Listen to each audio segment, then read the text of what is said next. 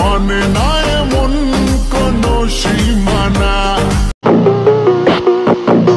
যাকে তাকে দেখে প্রেমে পড়ে যাব, ইস এত সস্তা না আমার ফিলিংস।